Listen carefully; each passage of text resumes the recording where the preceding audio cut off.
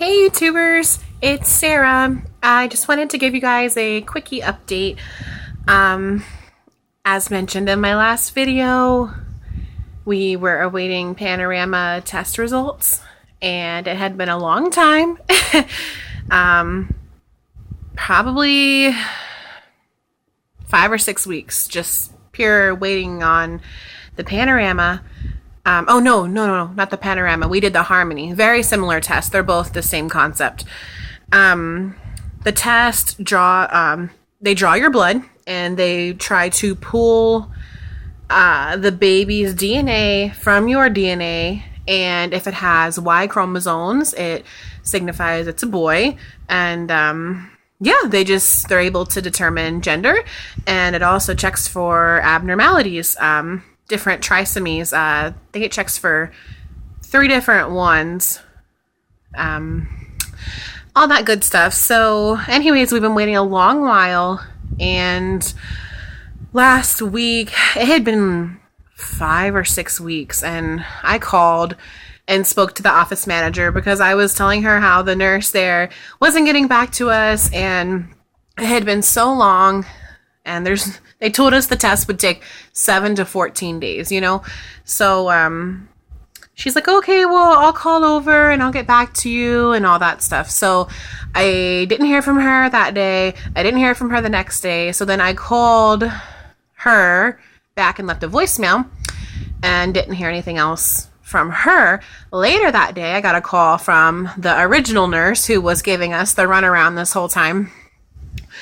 And she very bluntly and non-informationally told me, oh, well, the Harmony blood test didn't work. And I'm like, what do you mean it didn't work? You have to be at least 10 weeks to get the blood drawn. I was, within the range and all that stuff. And she said, oh, well, we don't really have any kind of specific reason. We can't pinpoint it, blah, blah, blah. And I was like, okay, well, does that mean everything's okay with the baby? And she said, yeah, it doesn't signify just because the test didn't work that there would be something wrong. So she just kind of rushed me off the phone.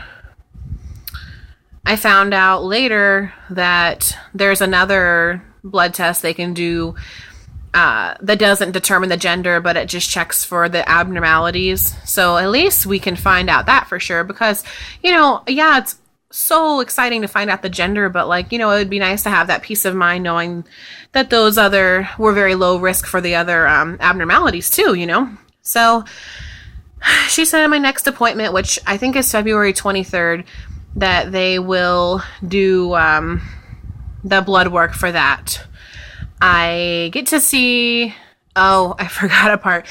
So when I was on the phone with her still, I asked her, so what do we do now? When do we find out? And she's like, oh, well, you have to wait. Your next appointment, you're not quite 20 weeks, so you need to wait for another appointment. They do an appointment every month. So through that office, we would be waiting till we're like 22 or 23 weeks, which is ridiculous because you can find out so much sooner through ultrasound. So, as you guys know, I go to a specialist too. Well, my next specialist appointment is the 19th, which is 9 days away. And I know they're going to do an ultrasound because remember, as I told you guys before, they're going to keep a very close eye on my cervix. I believe they're going to have me come every 2 weeks starting after this next appointment. Because with having a bicornuate uterus, incompetent cervix is likely. I mean, it's more likely, I should say. It's not like you're prone to it, but it's more likely. So they want to keep a very close eye on it, which means lots of ultrasounds. So anyways, when I go and they're doing that, I'm going to say, hey, can you check to see if, we can see what's going on in between the legs?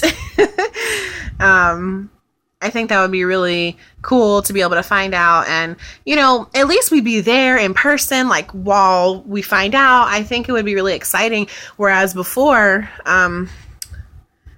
they were going to call us with the Harmony results. So it just it kind of lost its appeal just to receive a phone call like, oh, it's this. Okay. Like the phone call just seemed weird. So we're really excited to kind of have it traditionally, So at that appointment, I will be almost 17 weeks. And at that point, it is, if the baby's in a good position, it is possible to see the sex. So we're hoping it, cooperates. And if not, then we'll have to wait it out till the next one. Whenever my local one will do one, or, the following 2 weeks after this one. So somewhere around 20 to 22 weeks, we probably end up finding out. So that is that. In other news, we have a, it is pretty big for a 1-bedroom, but it's a 1-bedroom condo. And when I found out I was pregnant, I originally really wanted to move into a 2-bedroom house or something with a backyard for the dog, and just like to have a little bit more room. But we got looking around and there wasn't really anything catching our eye at all in this area. Unless you wanted to pay like double what we're paying here, which to me, that was ridiculous at this point in our lives. We don't need that much space, and we're not ready to buy yet because we don't know where we want to settle down long term. So, anyways, I kept looking around and trying to figure out, because like it was packed, like our entire room. And I was like, you know what? Maybe if we, did this crazy rearrangement of everything and created a different storage area and just revamped it completely, that we would be able to make it work and not have to move. Because who wants to move when they're like, at that point, I would be 7 months pregnant, 6 months pregnant, you would rather not have to move, especially with, God forbid, my cervix is incompetent and I'm put on bed rest, So, I kind of started thinking about it the past couple weeks. My sister was like, oh, you're in the nesting phase. So, it was really on my mind, and I kept thinking and throwing out different ideas, and I kept bugging my husband about it. And, I kind of got him on board because he was ready to have a bigger place too. But the more I kept talking about how we could change the whole place around, and I really thought we could make it work and not have to worry about moving this year, he was up for the challenge. So this past weekend, we went and got some stuff and just redid the entire bedroom, and we're just finishing up stuff now. It's not done, or I would show you guys. And the living room still has a bunch of random stuff everywhere. But it is so much better. Like, it almost feels like I'm in a different home, when I'm in the room, because it feels like a totally different place, and there's so much extra room. I wanted plenty of room for a crib, and I don't know if I really want a changing table, or if I want to get, one of those not bookshelf, like tables that aren't too high, or and they have some shelving in them, and I can buy one of those changing pad tabletop things. I could put one of those up there, use it as a changing table for a while, and then it could also be used as something else in the future. It wouldn't be something that would be only used, while the baby was needing small enough to be on a changing table, or, whatever it may be. So, I wanted to be able to fit the crib and that, or if I don't do that, then I was going to get one of those glider chairs, to put in the room, because I thought those would be really nice and, convenient, very convenient. So, we have enough room for what I want to do, and that's all that matters. And to not have to move is a-okay with me.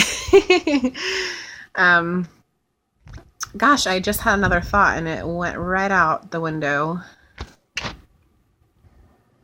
But anyways, yeah, we're just happy with all this newfound space that we've discovered, and we can't wait to start getting stuff and to know what the baby is, and it's just so very exciting. His parents keep joking around that it's twins and all this stuff, because that's one of the reasons the Panorama or Harmony blood work won't work, is if it's multiples, and they keep saying, oh, it might be twins, and then my mom goes, oh, it could be triplets. And that would be nuts. I mean, I don't think my belly's big enough for that. I mean, it has grown a little bit. Pretty soon I could probably start showing you guys bump shots, because I was putting this t-shirt on and it wasn't tight fitting before pregnancy, and now it looks funny. It's not only tight, but it's too short. So it was kind of weird putting it on, and it was the first time it's happened, and you're just like, whoa. But as you guys know, I did go to Motherhood Maternity, which they have here in Florida, and I got a few tops. I put some pictures in a couple videos back. So I'm excited to have those. I was able to cut the tags off and get those ready to start being worn within the next couple weeks probably. And yeah, so that's pretty much what's going on there. The only other things on the mind for me lately, besides getting everything ready and being excited to set everything up, is I had a nightmare about it a couple days ago, and that's really unlike me. But I mean, before I was having baby dreams a lot, but they were always happy and good, but this one was unlike any of the others. And it's probably because I'm kind of worried about, with the bicornuate uterus, that a C-section might happen, and I really would rather go naturally. I know I haven't talked to you guys about this part yet, but so that has been on my mind. And anyways, in the dream, that's what happened. I went to the hospital and I was about to have the baby naturally, having contractions, and I remember in the dream I fell asleep, and next thing I know, I wake up in my bed at home there's no baby, I'm not in the hospital, and I go into the bathroom and I look at the mirror and I see I have an incision across my stomach, and you could see the staples and everything. It was so creepy. And I go into the living room and my family is like, oh yeah, the hospital is going to come here. That's, to take care of you tomorrow. You didn't have to stay there. And I'm like, well, where's my baby? Anyways, it was just all bad. That was my first bad pregnancy dream at all, or labor dream, whatever you want to call it. But I mean, it wasn't like I was in pain. It was just it made no sense, and it probably ties into the fears of having to have a C-section and not wanting one.